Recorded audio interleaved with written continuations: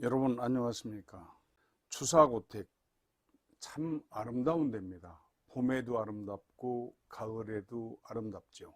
여러분 보시기 전에 좋아요, 또 전달, 구독 부탁드립니다.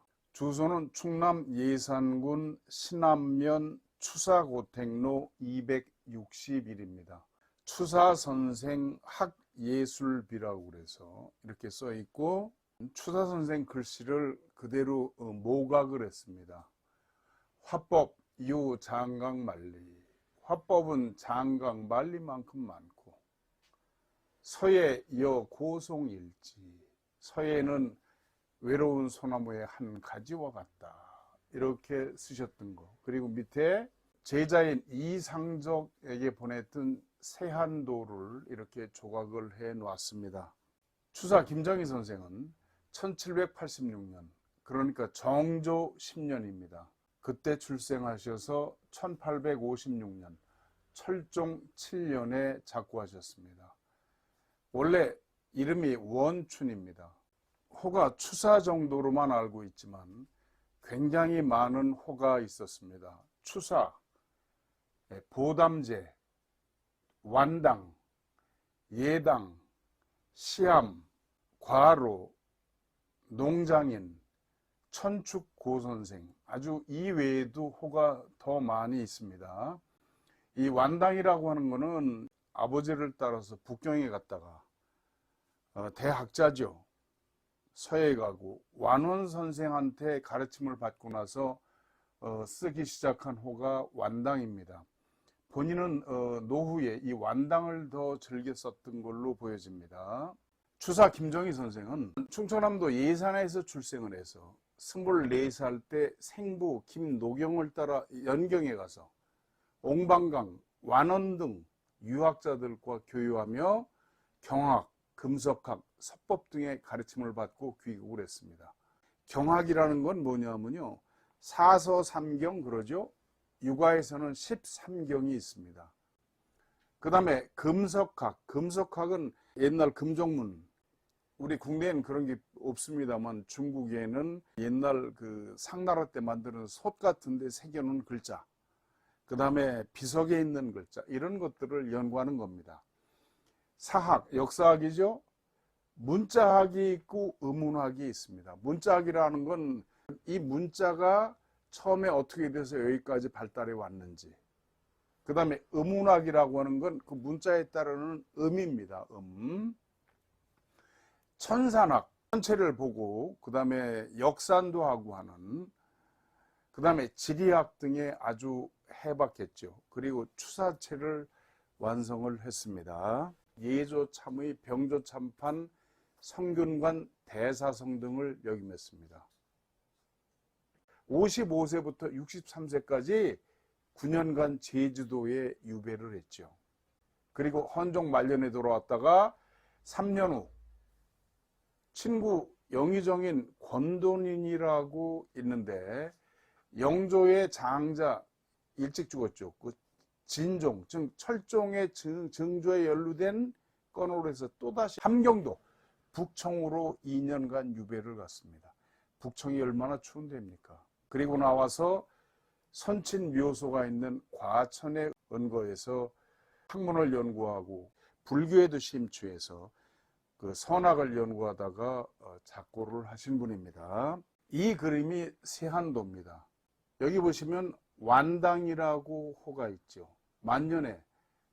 그러니까 이 완당이라는 호를 더 많이 쓴 걸로 보입니다. 여기 세한이라는 말은 뭐냐면요, 논어 자한편에 자왈 공자께서 말씀하시기를 세한연후, 세는 세월이죠. 세월이 추워진 연후에야 지 송백지 후조야, 소나무와 잣나무가 늦게 시드는 것을 알겠다. 즉 추사가 9년간 제주도에 귀향살이를 하는데 누가 왔겠습니까? 아무도 안 오죠. 근데 이상적이라는 제자가 역관입니다. 또 중국말도 잘하는 사람이에요. 그래서 연경, 지금 북경에 갔다가 희귀한 책을 사서 보내옵니다. 그러니까 그 책을 받고 본인도 이 그림을 그려서 이렇게 보내준 거죠. 여기 소나무가 고목이 하나 있고 잣나무가 있죠. 그리고 이렇게 썰렁하게 뻥 뚫린 구멍을 통해서 이 세안도를 보고 있으면 정말 마음이 뻥 뚫리는 것 같은 그런 생각이 듭니다. 이 위에는요, 우선시상, 이 우선이 이상적의 호입니다. 우선, 이것을 감상하시게, 우선 감상하시게, 이런 뜻입니다. 여기 도장을 보면요, 도장에 장무상망이라고 해서 찍었습니다. 길이길이 서로 잊지 말자, 이런 도장을 찍어서 보낸 김정희 선생의 그 마음이 담긴 그런 그림이 아닐 수 없습니다. 제주도에서 1844년 59세 때 이상적에게 준 지금 국보 180호가 바로 이 세안도가 됩니다. 그 당시에 우리는 문화재에 대한 개념이 없었죠. 후지츠카 치카시라고 하는 분입니다. 1879년부터 1948년까지 살던 분인데 서울에 와서 동경제국대학, 지금 서울대학의 전신이죠. 교수를 했습니다. 그리고 동양철학자였습니다. 아주 친한파라고 일본 야후에도 나와 있습니다. 이분이 추사 서화에 눈을 뜨기 시작한 거죠. 그래서 추사 연구의 개척자가 됐습니다. 그리고 이분이 일본으로 돌아가면서 세안도를 가지고 갔는데 우리나라의 소전 손재영 선생이라고 서예가가 계셨죠. 그분이 찾아가서 석 달 넘게 졸라서 양도 받아가지고 한국에 오게 됐습니다. 그리고 이분은 돌아가면서 아들인 후지츠카 아키나오에게 이걸 나중에 추사 한국에 돌려줘라라는 유언을 남기고 죽었습니다.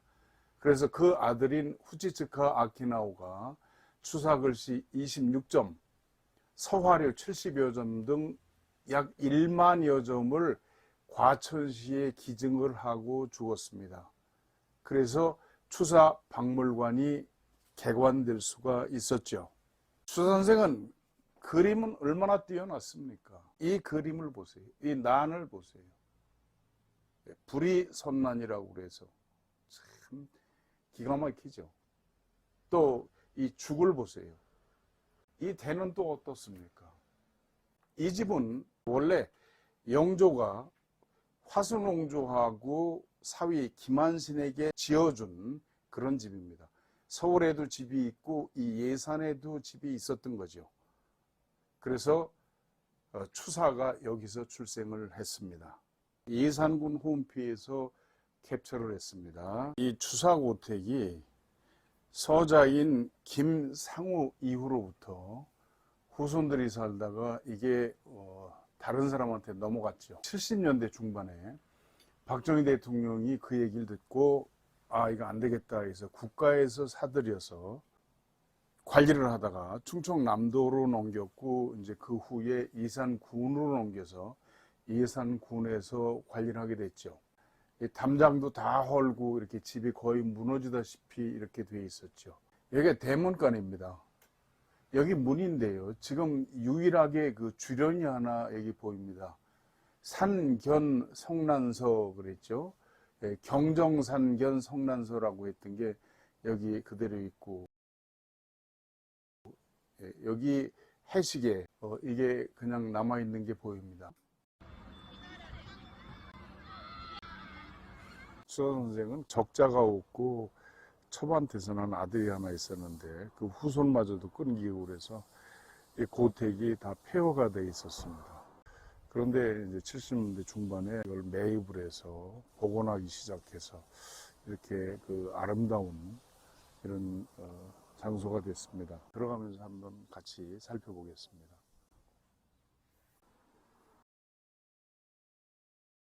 원문 가사 첩심허 멀리서도 가사는 아주 아름다운 뛰어난 선비입니다. 뛰어난 선비가 있다는 얘기를 들으면 문득 마음이 열린다 그런 얘기죠. 여긴 노견 이서 유 안면입니다. 늙어서도 이서 기이한 책이죠. 정말 못 보던 좋은 책을 보면 오히려 눈이 밝아진다라고 하는 그런 말씀입니다. 노견이서 유안명입니다. 이건 발걸명자죠. 구곡수통 다조외, 구곡산에 물은 차를 끓이는 부엌 밖으로 흐른다는, 이 구곡산은 강소성 남쪽에 있는 산으로 옛날부터 시인들이 시에 많이 썼던 그런 산이죠. 상당히 조예가 깊으셨죠. 또 차에도 조예가 깊고 굉장히 차를 좋아하셨던 분입니다. 그래서 그 연경, 그러니까 북경이죠. 북경에 친구들도 많아서 갔다 오면서 내가 꼭 다시 돌아오겠다 약속을 했는데 근데 그걸 못 지키고 돌아가신 그런 분이죠. 경정산 견 성난서, 경정산이 성난 서쪽으로 보인다는 뜻이죠. 경정산은 안위성 북쪽에 있는 산입니다. 그 유명한 황산의 그 지맥이 되는 산이죠. 예로부터 많은 시인들이 그 시제로 많이 썼던 그런 산입니다. 사랑채입니다. 기역자집인데요. 방이 하나, 둘, 셋, 넷, 5칸으로 되어 있네요. 옛날에 그 손님들이 많이 오셨겠죠. 여기 이건 성년이라고 쓴 겁니다. 성년. 추 선생이 직접 써서 세운 겁니다. 이건 해시계입니다. 원래 여기다가 이렇게 꽂아서 그림자가 어느 쪽에 있느냐에 따라서 지금이 대략 몇 시쯤 됐겠다, 진시다, 오시다 하는 그랬더니 돌석자의 해년자지요. 성년. 해시계입니다. 차호 명월 성삼우, 밝은 달을 불러다가 새 벗을 삼는다. 새 벗은 명월, 또 청풍, 그리고 그 본인 자신이죠. 그렇게 셋이서 벗을 삼는다, 그런 뜻이고요. 호공매화 주일산입니다. 호공, 아주 즐겁게 매화와 같은 산에 산다. 그리고 이쪽에 보시면은 천하 1등인 충효, 천하 제일인 사람은 충효를 한다. 그리고 세간 양건사 경독, 경은 농사 짓는 거고 독은 독수하는 거죠. 세상에 2가지 일은 농사 짓고 독수하는 것이다. 여기는 바깥채, 사랑채입니다. 그런데 저 뒤 현무로 봐서 이 건물이 안채보다 훨씬 더 왼쪽으로 치우쳐져 있는 걸 알 수가 있죠. 아마 혀를 따라서 그렇게 한 것 같아요.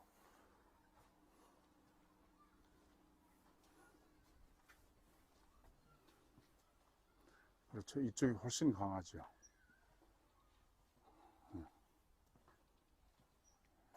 이쪽이 훨씬 강합니다.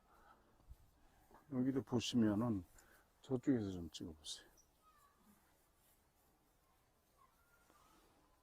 저 뒤에 뒷산 현무의 중심이 이 앞으로 내려오죠. 이쪽에 있지 않습니다. 그 보시죠. 이 집보다도 훨씬 그쪽이 강하다는 걸 알 수가 있습니다.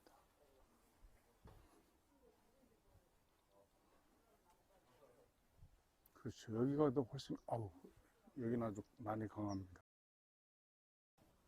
세간 양건사 경독, 경은 농사 짓는 거고 독은 독수하는 거죠. 세상에 2가지 일은 농사 짓고 독수하는 것이다. 화법유 장강만리. 화법은 장강이 뭡니까? 양자강이죠. 화법은 장강만리와 같음이 있고, 그렇죠? 그림을 그리는 법도는 장강만리와 같은 법도가 있어요. 서예 여 고송일지, 여는 무엇과 같다는 얘기죠. 서예는 외로운 소나무 한 가지와 같다 하는 그런 뜻입니다. 그리고 호고유시 수단가, 옛것을 좋아해요. 그래서 때때로 그 단갈, 부러진 비석을 찾아다녔다. 연경 루일 파음시, 연경 경전을 연구하느라고 며칠 동안 실을 얻지 못했다. 중로지실입니다. 대죽자, 화로로자입니다. 옆에 왼쪽에 불화자가 조그맣게 있죠. 그리고 요거는 가을지자, 이건 집실자입니다. 그 실자를 마치 그 병호차, 우리 왜 호리병 그러죠? 또는 차를 끓이는 주전자를 차호라고 그러는데 중국말로는 차후 이렇게 말하죠. 그 모양처럼 이렇게 예서체로 쓰신 겁니다. 상상이라는 친구분한테 주셨던 그런 글씨라고 그럽니다.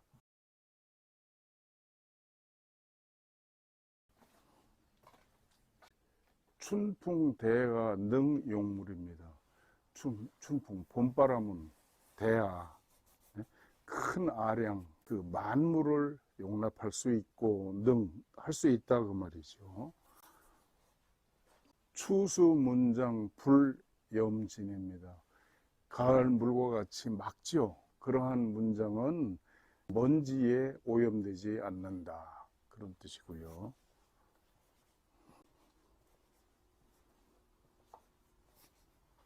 하정상이 주석고입니다. 하나라의 소시죠, 소정자, 그 당시에. 그리고 상나라의 그 이기라고 해서 저것도 그릇 종류입니다. 그리고 주나라의 석고, 돌로 만든 북이죠, 북. 진비한의 진은구입니다. 진나라의 비문, 비석이 있는 글자죠. 그리고 한나라의 예서입니다. 그리고 진나라의 은구, 은으로 만드는 기물들이죠. 그런 것들은 정말 그 아름답다, 이제 그런 뜻입니다. 글씨입니다, 글씨. 유의 도서 겸 고기입니다. 다만 사랑하는 건 도서, 그림, 그리고 책, 그리고 고기다 이 말이죠. 겸입니다. 겸, 고기, 옛날 그릇들, 옛날 기물들이란 뜻입니다. 차장, 문자, 입보시, 문자, 그죠?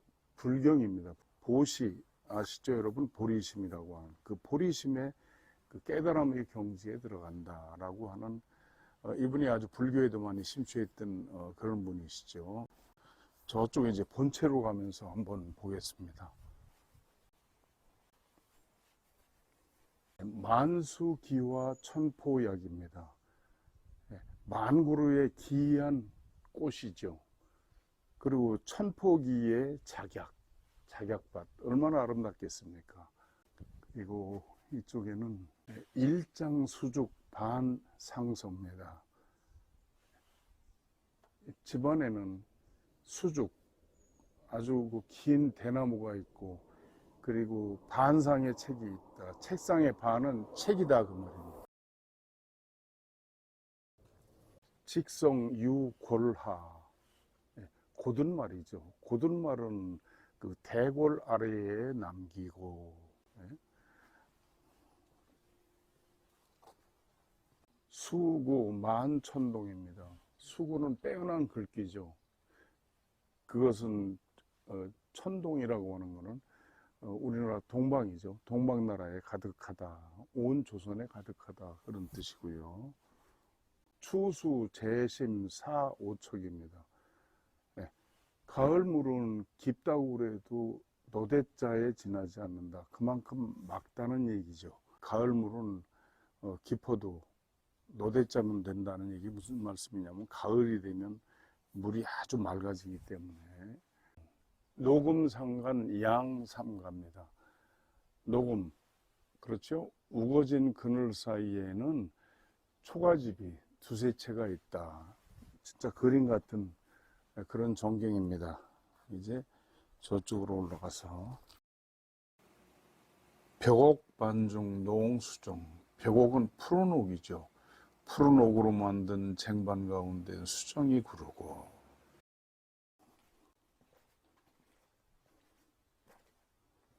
황금합리 성홍설. 황금합 속에 송리자입니다. 성은 가득할 성자죠. 홍색, 그리고 눈처럼 희다 그 말이죠. 붉고 흰 것이 가득하다. 저 대련이 되죠. 대구가 돼서. 아까는 벽옥반 그랬고 여기는 황금합 그랬죠. 그리고 끝에는 수정이고 여기는 홍설이고, 얼마나 그 대를 잘 이룹니까? 이 홍설이라고 하는 건 붉고 하얀 거. 여자들이 화장하려면 하얀 분, 그리고 빨갛게 칠하죠. 붉게. 그런 화장품이 가득하다 그런 뜻입니다. 범, 물괴, 유, 가치. 무릇 사물에는 모두 그 취할 수 있는 것이 있다. 앞에 있는 거하고 연결되는 문장입니다. 어인, 하소, 불용. 그런데 사람이 어찌 그 용납하지 못할 것이 있겠는가? 어인, 하소, 불용.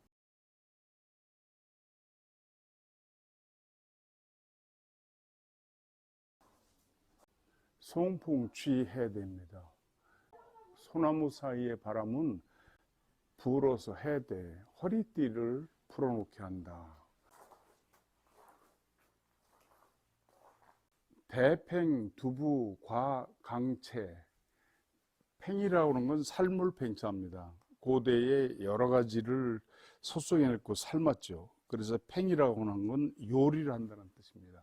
맛있는 음식을 삶는 거예요.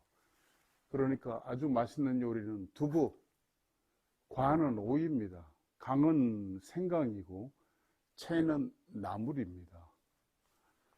그리고 여기 보시면 고회, 부처, 여손.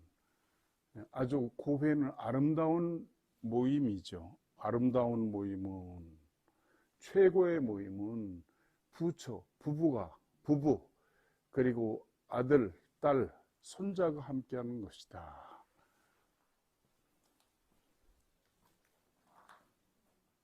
정좌처, 저 첫자는 고쳐자입니다. 다반향초.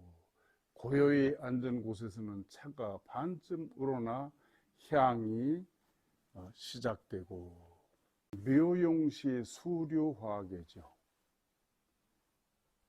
아주 아름답게 쓰이는 때는 물이 흐르고 꽃이 핀다. 오무 종죽 오무예소. 예소는 채소고요. 무라고 하는 것, 밭이랑입니다. 맹자에도 보면 이 오무, 5일항을 가지면은 한 식구가 먹고 산다라고 하는 것이 있거든요. 5일항은 종은 종자지만 심을 종자입니다. 대나무를 심고 5일항은 채소를 심는다. 반일 정좌, 반일 독서.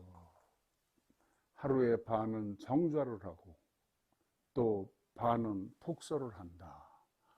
송풍 취해대. 소나무 바람은 불어서 허리띠를 느슨하게 하고. 해는 풀해자입니다. 산올 조탄금. 산에 걸린 달은 비춰서 검은 고를 울린다. 탄금하면 검은 고를 울린다는 뜻이죠. 이렇게 부엌이 있지만 원래 여기서 요리는 하질 않았습니다. 취사는 하질 않았어요. 난방만 했죠. 이건 아마 나중에 부뚜막을 만든 것 같아요. 옛날엔 이 부뚜막이 없었던 걸로 기억이 되거든요. 저 밑에 그냥 아궁이 있고. 이게 이제 궁중 양식이라서 화손 옹주가 살던 집이기 때문에 이 안채 안에서는 음식을 만들지 않고 바깥채에서 음식을 만들어서 들여왔던 걸로 그렇게 보입니다. 안으로 들어와서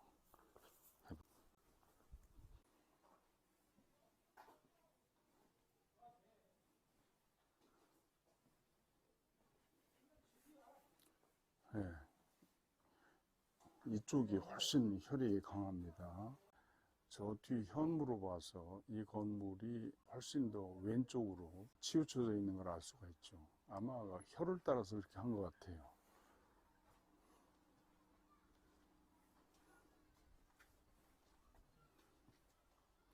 그렇죠. 이쪽이 훨씬 강하죠.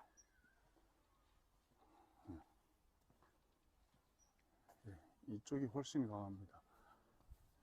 여기도 보시면은 저 뒤에 뒷산 현무의 중심이 이 앞으로 내려오죠. 이쪽에 있지 않습니다. 송풍치해대 소나무 바람은 불어서 허리띠를 느슨하게 하고 해는 풀해자입니다.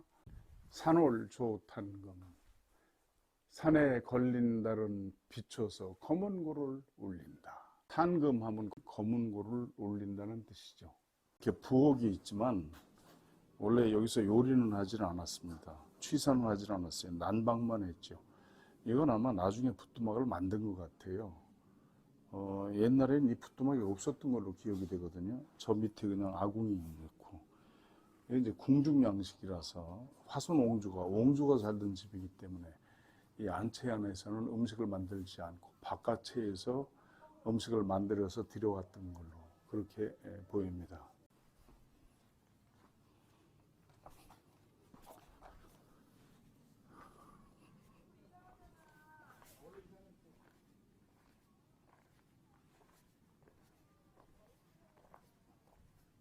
그 집 뒤에 있는 영당이 있습니다. 추사 영당입니다. 영정, 즉 초상화를 모셔놓고 제사도 드리고 하는 그런 집이죠. 친자식이지만 서자인 김상우는 대우를 못 받았어요. 그때만 해도. 오히려 양자인 김상무가 아들 역할을 공식적으로 했던 겁니다. 이건 김상무가 지은 집입니다.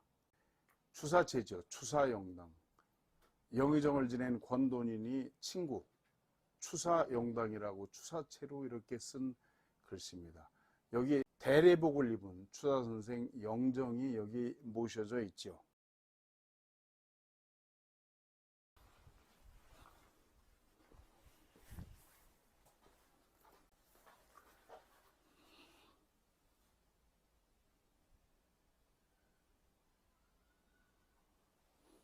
여기 한번 측정을 해볼까요?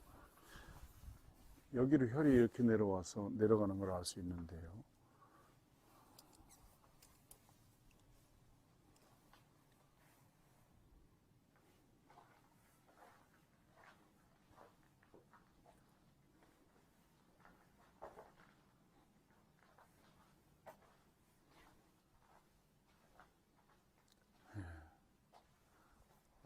혈이 상당히 여기도 강합니다.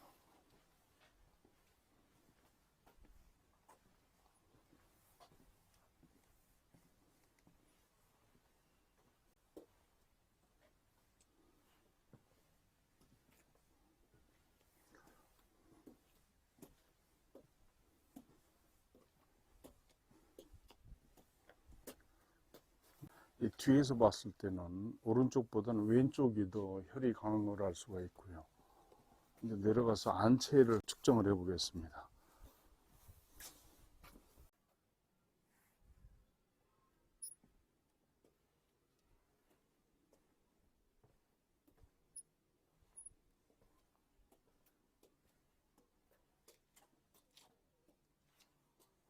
훨씬 강한 걸 알 수가 있죠.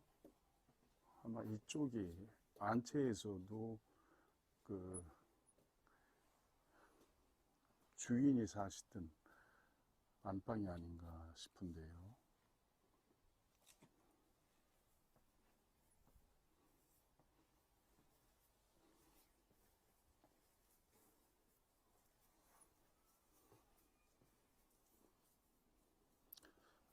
안으로 들어가서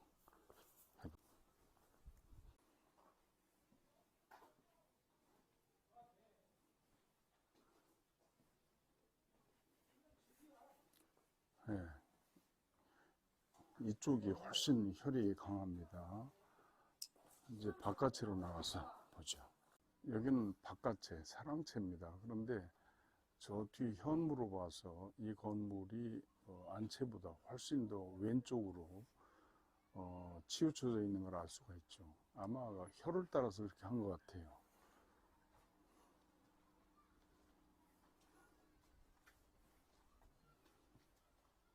그렇죠. 이쪽이 훨씬 강하죠.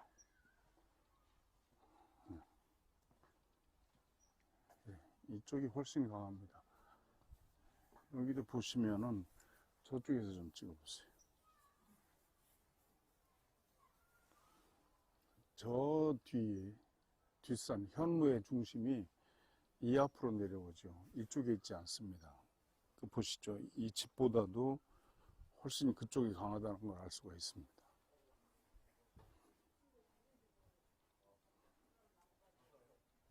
그렇죠. 여기가 더 훨씬, 여기는 아주 많이 강합니다. 명당 탐지기 관룡자 심용촉으로 측정을 해본 결과 추사고택 전체에 이 뒤에서부터 이렇게 혈이 내려오는데 이쪽보다 마당 쪽보다는 이 영당 쪽으로 해서 그러니까 안채의 반쯤 되는 이 빨간 선 안이 훨씬 강한 것을 알 수가 있죠. 여러분도 뭐 보셨습니다만 이쪽 선이 전면에서 봤을 때 우측이 훨씬 강한 것을 알 수가 있습니다. 추사고택에서 앞으로 앞에 있는 이 산이 자그마한 안산으로 옵니다. 주작이 되죠. 바로 이 봉우리가 추사고택에서 보이는 안산이 됩니다.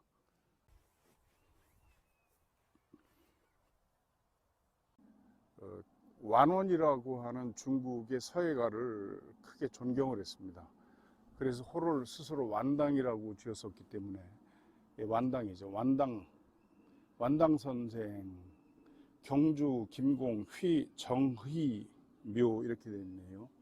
첫째 부인인 한산이 씨, 그리고 두 번째 부인인 예안이 씨하고 세 분이 함께 묻힌 그런 산소죠. 이 산소는 저 뒤에 현무에서부터 바로 밑으로 내려오면 증조부되는 김한신의 묘가 있고요. 거기서 백호 쪽으로 해서 한 가닥이 뚝 떨어져서 내려왔는데 여기 있었죠. 그 증조부인 김한신 묘만은 못합니다. 그러나 여기 국세도 이만하면은 상당히 터가 괜찮은데요.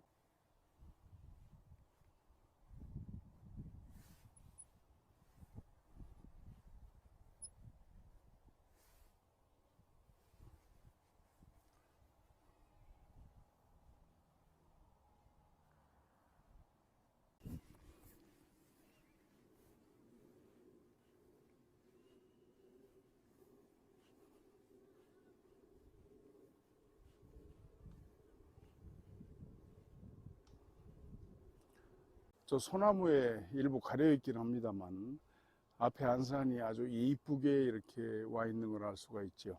네, 많은 분들이 명당하고 수맥은 어떤 관계가 있느냐 이렇게 문의를 하세요. 그래서 여기서 좀 보여드리려고 합니다. 이렇게 명당혈로 내려오는 여기에는 수맥이 없습니다. 자, 보시죠.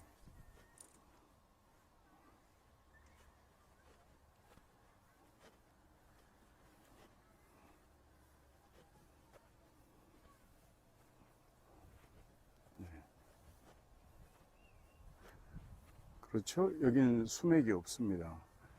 그런데 여기 양쪽 옆으로는 수맥이 크게 싸고 내려가죠. 이렇게 볼 때 저쪽에는 수맥이 있을 것 같습니다. 한번 보시겠습니다.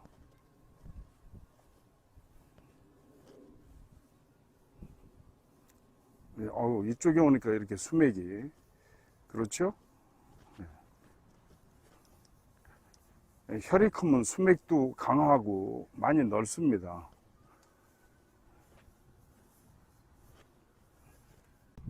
옆으로 이렇게 뚝 떨어지는데 여기는 수맥이 이렇게 많은 걸 알 수가 있습니다. 또 산소 저쪽으로 가도 마찬가지죠. 한번 보시죠. 여기 오니까 이제 이 수맥이 느껴지죠. 이렇게요. 네. 네, 어떻습니까? 여기 오니까 수맥이 상당히 많은 걸 알 수가 있죠. 추사고택에서 보는 안산은 이쪽에 오고 봉우리가 여기 있습니다. 또 하나 산소에서 보는 안산은 여기 봉우리로 옵니다. 추선생 묘소는 이렇게 혈이 측정을 해본 결과 혈이 이렇게 내려오고 이렇게 파란 선은 수맥입니다. 큰 수맥이 이렇게 감싼 것을 알 수가 있죠. 추사고택 전면에서 찍은 사진이죠. 이 옆으로 오른쪽으로 돌아가는 길이 있습니다.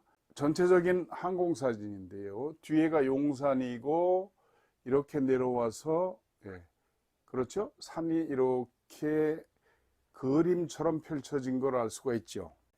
여기가 고택이고요. 저 끝에가 추사선생 묘소. 여기가 증조부인 김한신묘. 여기가 영조 때 영의정을 지낸 추사의 고조부죠. 김흥경 선생의 묘가 됩니다. 우선 이 추사고택에서 바로 옆으로 빠지는 길이 있습니다. 여기가 월성이 김한신의 묘고 여기 뭐가 하나 보이죠? 바로 이 묘가 됩니다. 여기가 전면이고요. 이 묘에 관해서 제가 많이 묻고 살펴봤는데 예사롭지가 않았습니다. 바로 이 묘죠. 제 생각에는 추사 선생의 친자로 서자인 김상무라고 있었죠. 이 묘가 바로 소실로 김상무를 낳은 생모의 묘가 아닌가 그런 생각이 듭니다. 여기는 추사고택 바로 오른쪽에 바깥 담 옆에 있는 묘입니다. 근데 누구 묘인지 아무도 몰라요.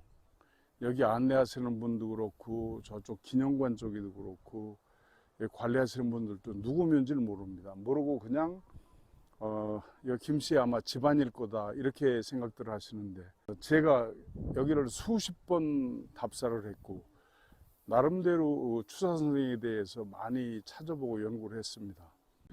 제 생각에는 이 산소가 추사 선생의 소실 산소가 아닌가 싶습니다. 왜냐하면은 추사 선생은 정실에서는 아들이 없었고 소실한테서 난 아들이 있었는데 이름이 김상우입니다. 서자님께 벼슬길에 나가지도 못하죠. 또 살기가 어려우니까. 추사가 병들어 누워 있는데요. 글씨하고 그림을 그려달라고 그래서 가지고 갑니다. 먹고 살아야 되니까. 서자니까 어떻게 할 수가 없었던 거죠. 그 김상우를 낳은 소실 산소가 아닌가 싶습니다. 그렇지 않고는 여기다 이렇게 쓸 수가 없어요, 집안이. 추사 선생이 1786년에 출생해서 1856년, 만 70년을 사셨거든요. 그러면 1856년에 돌아가셨는데 그 후에 그 한참 후에 묘를 썼다 그러면 이걸 모를 수가 없죠. 틀림없다고 저는 그렇게 생각합니다. 추사 선생의 소실 사모님 묘다. 한번 제가 여기도 측정을 해 보겠습니다.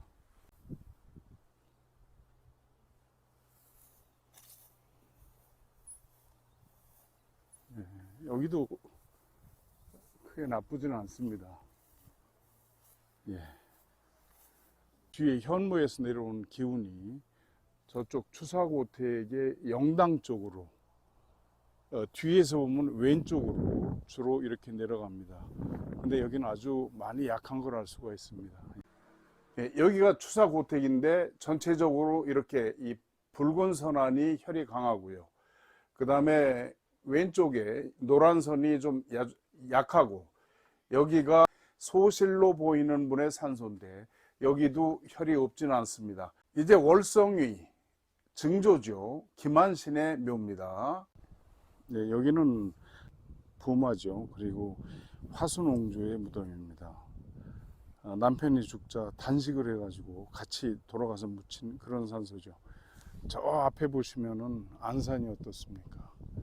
안산이 예쁘게 오고 저 우측에 또 하나 있고 저 좌측에도 또 쭉 이어지죠. 아주 풍수지리의 교본 같은 데입니다. 뭐 아주 대명당은 아니지만 이만한 자리도 정말 쉽지 않죠. 예, 아주 굉장히 귀한 자리라고 이렇게 말씀을 드릴 수가 있고요.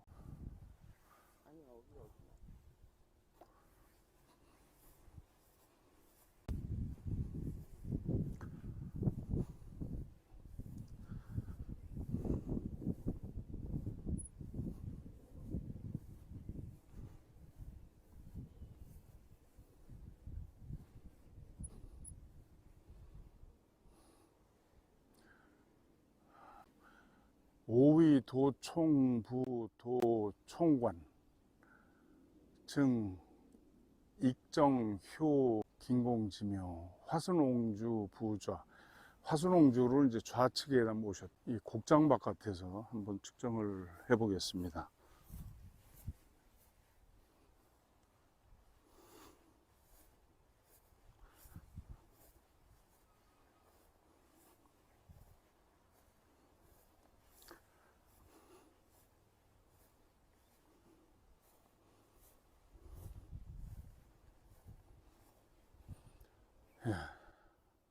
측정을 했더니 이렇게 혈이 넓게 내려옵니다. 여기가 바로 추사 김정희 선생의 고조부묘입니다.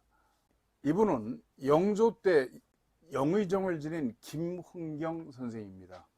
이 묘가 이런데요. 이 묘가 잘 쓰기도 했지만 한 가지 결점이 있는 묘이기도 합니다.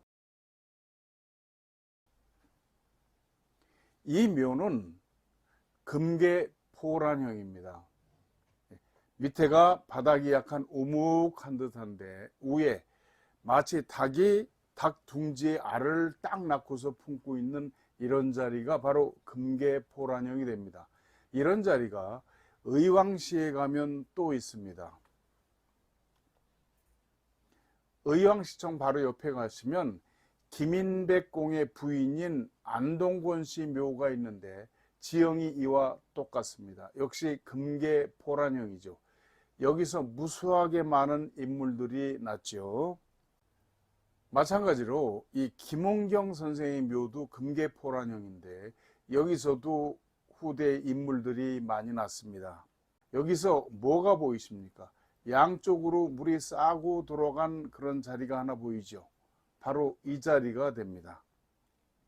풍수는 크게 봐야 됩니다. 사방에 산이 이렇게 감싸고 돌고 해서 전체적으로 국세가 굉장히 크지요. 물이 이렇게 호종하고 내려옵니다. 이렇게 돼 있는 거죠. 마치 자루, 푸대 속으로 들어가는 듯한 그런 형국이 됩니다. 그리고 와서 산이 맺혔는데 이 산 이름이 용용자, 용산이라고 합니다. 이 용산에서 쭉 뻗어 내려와서 맺힌 자리가 여기가 되겠습니다. 김흥경 선생의 묘가 됩니다. 이렇게 뒤에 용산으로 이어져서 거북이 등처럼 내려오죠.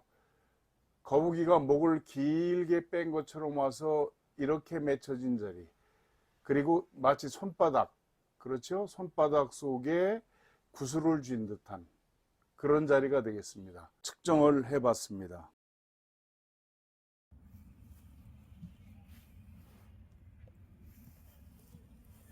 이게 참. 예, 여기는 추사 선생의 고조부 김흥경 선생 묘소입니다. 이 앞에는 추사가 연경, 북경에서 씨를 갖다 심은 백송, 하얀 소나무가 있기도 하죠. 아주 천하의 명당인데요. 이게 보니까 이게 금계포란형이네요.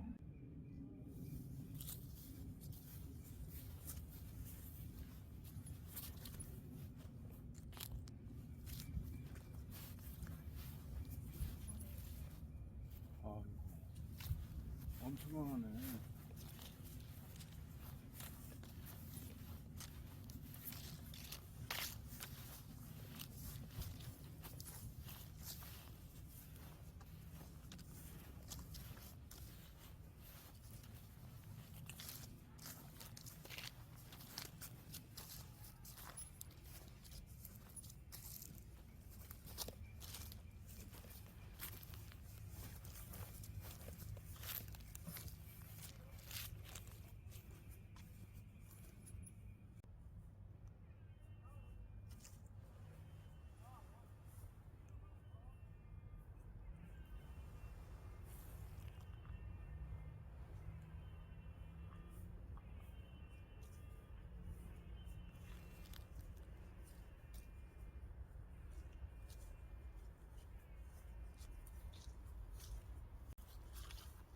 이 일대에서는 이 자리가 가장 크네. 이 아들이 네 분이 있었는데 완벽한 관계포라는 우선 좌우로 가면서 측정을 했더니 이렇게 길게 혈이 내려옵니다. 마치 그물코처럼 이렇게 혈이 내려오죠. 정말 큰 자리입니다. 대단합니다. 이렇게 해서 이 자리인데요. 이 자리가 뇌청룡이 부족한 것이 흠입니다. 원래 지가서에서는 뇌청룡이 부족하면 후손이 귀하고 관직이 오래가지 않는다라는 말이 전해 내려옵니다. 어떻습니까? 이 자리 앞에 안산이 아주 이쁘게 와 있죠. 그런데 여기서 보셔도 이쪽에 뇌청룡이 좀 부족한 것을 알 수가 있습니다. 김문경 선생 본인 자신은 영의정까지 지냈고 그 아들이 4분이 있었는데 그 기록에 보면 모두 다 아주 그 당시 명필이었습니다. 모두들. 그리고 김문경 선생의 넷째 아들 김한신은 영조대왕의 부마가 됐죠. 그리고 김한정의 아들인 김이주는 형조판서를 했고, 김이주도 아들을 넷을 뒀는데 김노영, 김노성, 김노명, 김노경 4형제입니다. 이 4분이 모두 당대 모두 다 명필이었습니다. 그리고 추사의 아버지인 김노경 선생은 6조 판서 중에서 5조 판서를 하고 지돈령 부사까지 했습니다. 그리고 추사 김정희 선생인데 병조 참판을 하고 성균관 대사성을 했죠. 본실한테 아들이 없어서 김상무라고 양자를 했고 또 김상우라고 서자를 낳는데 시대가 지금 같지 않기 때문에 이 김상우는 제대로 쓰이질 못했습니다. 아마도 이런 것들은 이 묘가 틀림없이 좋긴 합니다만 뇌청룡이 부족했기 때문이 아닌가 하는 그런 생각이 듭니다. 오늘은 추사 김정희 선생 고택에 걸려있는 작품들 그리고 풍수를 살펴봤습니다. 다음번에는 정순왕후 생가 그리고 그 증조부모, 조부모를 함께 살펴보겠습니다. 시청해 주셔서 감사합니다.